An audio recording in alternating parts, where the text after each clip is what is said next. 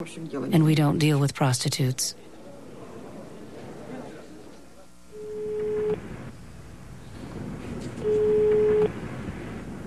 "36 hours have passed. Virel is growing more suspicious that Katya has been moved or sold.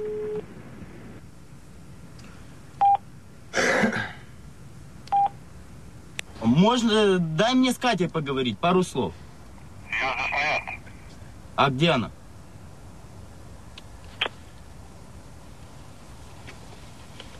Кати нет. Что значит Кати нет? Не знаю, вот, Кати нету. With no one returning his calls, Virel comes up with a plan to confront Maria with the undercover video from their meeting.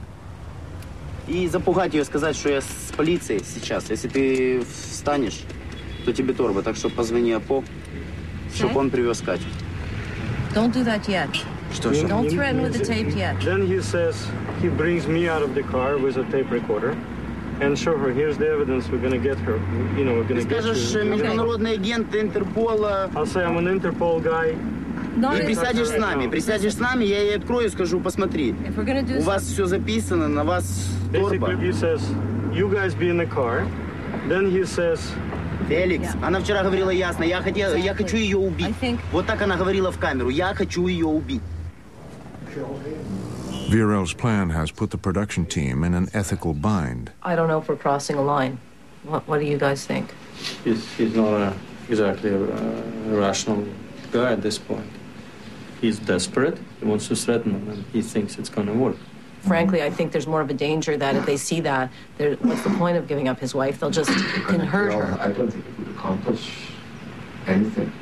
I'm just worried that he puts himself in more danger.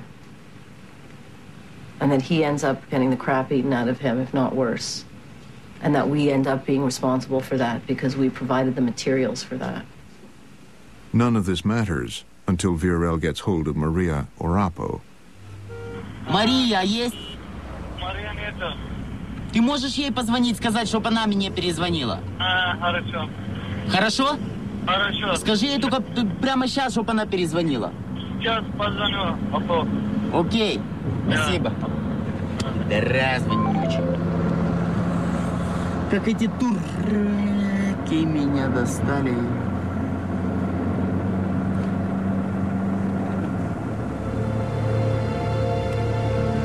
Increasingly desperate, Virel cruises the streets of Antalya in the vague hope of spotting Katya. But he now fears her lost to the world of the traffickers.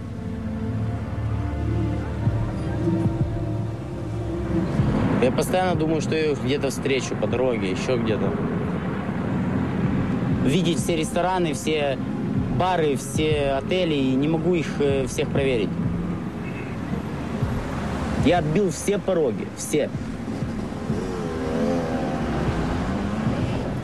Не знаю, хочу вернуть жену.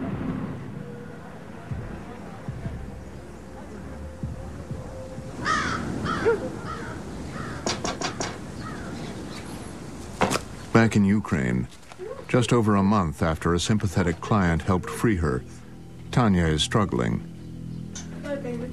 She and her family lived near Chernobyl when the worst nuclear reactor accident in history took place. Now they are plagued with health problems. Her sister has a brain tumor, and her brother has chronic abdominal troubles.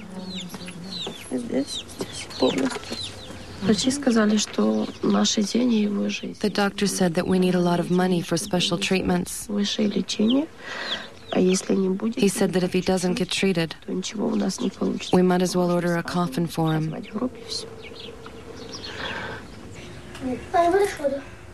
With no other way to pay just a few $100s for her brother's operations, Tanya has made a decision that's almost unimaginable to most trafficked women: to return to the country where she was held prisoner and prostitute herself. I have no other choice. We've borrowed a huge amount of money because we didn't want to lose him. and we've been told to pay it back. If we don't, we'll be in trouble, especially our children. Anything could happen to them when we're not around. So I have to go there to earn the money. Please understand that I just want to save my brother.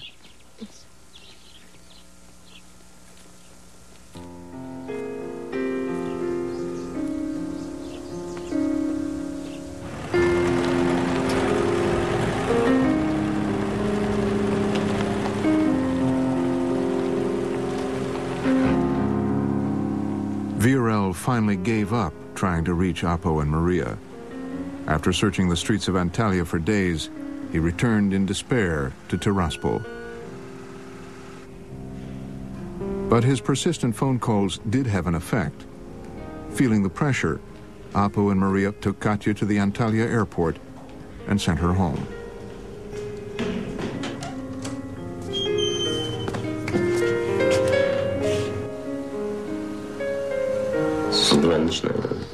Расскажи мне, как все произошло?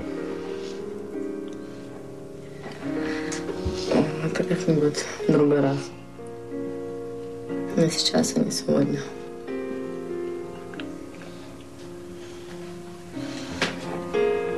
So many of these girls come home psychologically devastated. They come home with all kinds of medical problems, sexually transmitted diseases, they're HIV positive, they have AIDS. There's nothing for them. What does she go back to when she had serviced 10 men a night?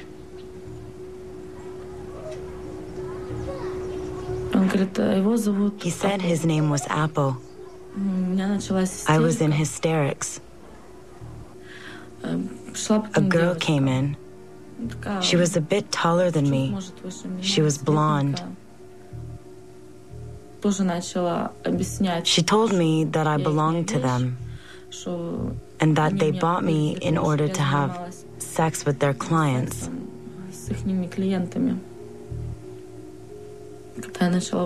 When I started to resist, she said, "You're not the first. We already had girls like you. Those girls that didn't want to do it at first. Work and enjoy it now." I told her, "If you like to f*** Turkish men, then you f*** them." She slapped me and left. Katya turned out to be a stubborn girl, a girl with attitude. Appo took a very aggressive approach to Katya. She didn't even have a chance to realize what happened to her.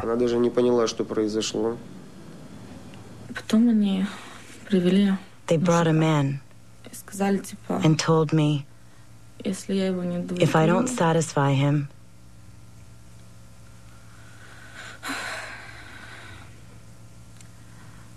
they'll kill me.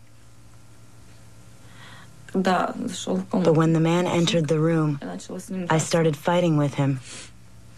2 other men came in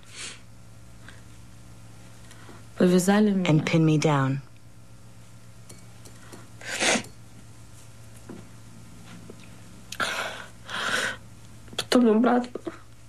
They drugged me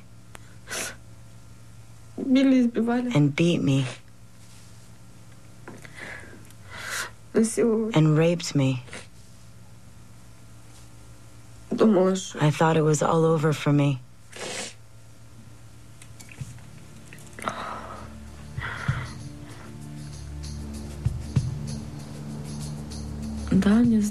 They knew from the beginning that I was pregnant. Vlad knew that.